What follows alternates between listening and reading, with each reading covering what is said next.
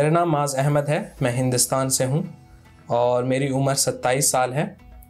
मैं इस्तांबुल में Yildiz technical university में मास्टर्स कर रहा हूँ city and regional planning department में, और मैं आर्किटेक्चर डिपार्टमेंट से ग्रेजुएट होकर यहाँ पर 2017 में आया।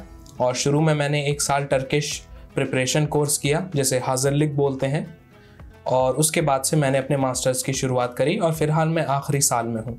हिंदुस्तान, जैसा कि आप सभी जानते हैं, साउथ एशियन रीजन का सबसे बड़ा मुल्क है, और हमारे मुल्क की जो टोटल पॉपुलेशन है वो तकरीबन 1.3 बिलियन है। बहुत बड़ा मुल्क है। मुख्तलिफ़ मज़ाहिब, मुख्तलिफ़ कल्चर्स, मुख्तलिफ़ ज़बानें, मुख्तलिफ़ खाने, मुख्तलिफ़ लिबास एक मुल्क में मौजूद हैं। और हमारे मुल्क की तारीख़ बहुत पुरानी है। इंडस वैली सिविलाइजेशन जो कि तकरीबन 3500 BC तक पुरानी है, उस ज़माने से लेकर आज तक जो है हिंदुस्तान में लोग पनप रहे हैं और आबादी है। तो इस लिहाज से हमारा मुल्क जो है वो बहुत रिच है कल्चरली और हिस्टोरिकली। हिंदुस्तान में इस्लाम की शुरुआत मोहम्मद सल्लल्लाहु अलैहि वसल्लम के ज़माने में ही हो गई थी। कहा जाता है मालिक बिन दिनार नाम के एक सहाबी तिजारत करने की गर्ज से हिंदुस्तान आए। उनके अखलाक से, उनके तिजारत करने के तौर तरीक़े से और उनके ज़िंदगी गुजारने के तरीक़े से, जो कि सच्चाई, ईमानदारी, दूसरों की मदद करना, इन चीज़ों से मुतासिर होकर लोगों में जस्तजू पैदा हुई कि हम इस्लाम के बारे में सीखें। लोगों ने इस्लाम के बारे में सीखना शुरू किया और धीरे धीरे लोगों में इस्लाम के तई मोहब्बत पैदा हुई और लोगों ने इस्लाम कबूल करना शुरू किया। तो इस तरीके से कहा जाता है कि हिंदुस्तान के जुनूब में जो वाक़े एक रियासत है केरला, उस इलाके से इस हिंदुस्तान में इस्लाम की शुरुआत हुई।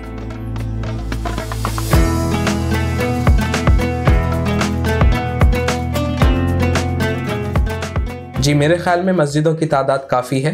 मुख्तलिफ़ शहरों में, मुख्तलिफ़ इलाक़ों में हर जगह जो है वो मसाजिद मौजूद हैं। लोगों के लिए मस्जिदों में जाके नमाज़ पढ़ने में कोई दिक्कत नहीं है, और हर जगह हमें अज़ान की आवाज़ सुनाई दी जाती है, और मुसलमान अपने मज़हब के लिहाज से अपनी ज़िंदगी आसानी के साथ गुजार सकते हैं। मुसलमानों की सियासी हालत बहुत अच्छी नहीं है। मिसाल के तौर पे हमारे मुल्क में जमहूरी निज़ाम है और हमारे यहाँ पार्लियामेंट सिस्टम है। उस पार्लियामेंट में तकरीबन 543 टोटल MPs मौजूद हैं, जबकि मुसलमान जो कि MP हैं वो सिर्फ 27 हैं, जो कि खाली 4% बनता है, जिसकी वजह से कहा जा सकता है कि वो मुल्क जहाँ पे मुसलमानों की तादाद बहुत ज़्यादा है, उनकी पॉलिटिकल रिप्रेजेंटेशन जो है वो पार्लियामेंट में बहुत थोड़ी है। अगर मुसलमानों के तई किस तरह के हालात हैं या जज्बात पाए जाते हैं, तो उसमें कहा जा सकता है कि मोस्टली तमाम मज़ाहिब के दरमियान आपसी भाईचारा, मोहब्बत हमेशा रही है, मगर कभी कभी कुछ इलाक़ों में या कुछ लोगों की वजह से जिनके अंदर इंटॉलरेंस पाया जाता है मुसलमानों के ख़िलाफ़, इस मज़हब के ख़िलाफ़, वहाँ कभी कभार कुछ हालात ख़राब हो जाते हैं और मुसलमानों को कुछ परेशानियों का सामना करना पड़ता है। मगर फिर भी सब्र के साथ और क़ानून के साथ अपनी बात को मुसलमान हर जगह जो है वो रख सकते हैं, वो इंसाफ तक पहुँच सकते हैं।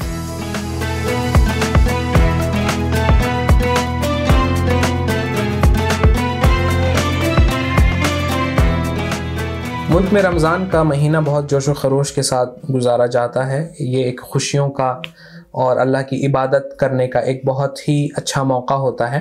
तमाम लोग, घर वाले एक साथ इफ्तार करते हैं, मस्जिद में जाके पूरे मोहल्ले वाले एक साथ तरावी पढ़ते हैं, और इसके साथ साथ रमज़ान जब ख़त्म होता है तो ईद उल फित्र का जो त्यौहार है वो बहुत खुशियों के साथ मनाया जाता है, जिसमें ना सिर्फ मुसलमान बल्कि दूसरे मज़ाहिब के लोग भी शरीक होते हैं। तो इस तरह से कहा जा सकता है कि ईद की खीर और बकरीद की बिरयानी हम सब लोग आपस में मिल बांट के और एक साथ खुशियों के साथ खाते हैं और अपने त्यौहार को मनाते हैं। हिंदुस्तान के मुसलमान तुर्की को बहुत मोहब्बत के साथ, इज़्ज़त के साथ और भाईचारगी के जज्बे के साथ देखते हैं, क्योंकि तारीख़ के एतबार से हमारे रिश्ते जो हैं वो बहुत पुराने हैं। उस्मानी ज़माने में उस्मानी लोग हिंदुस्तान आते थे और हिंदुस्तान के मुसलमान तुर्की आया करते थे, गर्ज़ वो तिजारत हो या सयाहत हो। इस लिहाज से हमारे ताल्लुकात बहुत पुराने हैं और बहुत गहरे और मजबूत हैं। मुल्क में मुसलमानों की आबादी तकरीबन 14% है, जो कि 200 मिलियन के आसपास होता है। मुल्क की तारीख़ी मसाजिद मुग़ल आर्किटेक्चर पर बनी हुई हैं। मुग़ल आर्किटेक्चर में एक मरकज़ी गुंबद होता है, 4 मीनार होते हैं, बड़ा सहन होता है।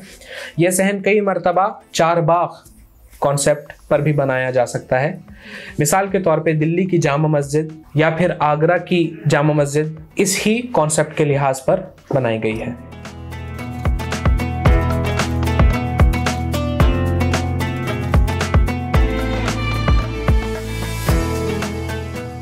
सबसे पहले तो मैं आप सभी को हमारे मुल्क में सियाहत की गर्ज से आने के लिए दावत दूंगा, और ख़ास तौर से आपको ताजमहल देखना चाहिए, दिल्ली में लाल किला देखना चाहिए, जामा मस्जिद, कुतुब मीनार देखना चाहिए।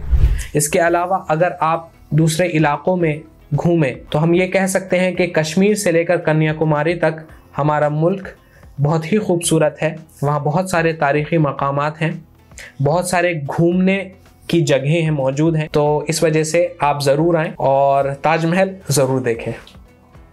अल्हम्दुलिल्लाह मेरी पैदाइश एक मुसलमान घराने में हुई, तो मुझे बचपन से ही इस्लामी तालीम मिली।